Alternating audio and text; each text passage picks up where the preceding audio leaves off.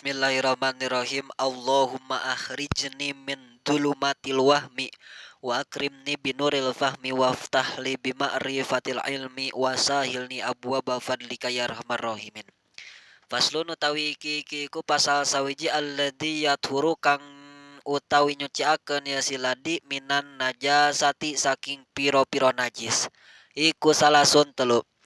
Al khamru sawiji sajeng idza takhalala tatkala dadi cuka ieu khamru binapsiha kalawan date ieu khamru.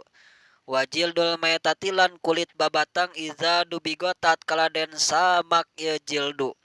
Wama sorok lan barang kang dadi ieu sima iku hayawanan dadi hayawan. Faslun naratosna ari ieu pasal saiji alladiyat huru ari anu nyuciakeun kana ieu ladi minan najasati tina sapirang-pirang najis salasun eta aya tilu.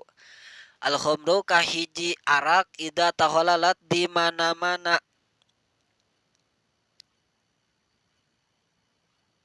jadi cuka ieu arak teh binapsiha kudatna ieu arak. Wajil dol mayatati sareng kulit bangke ida dubigo di mana-mana dipisahkeun ieu si kulit bangke teh.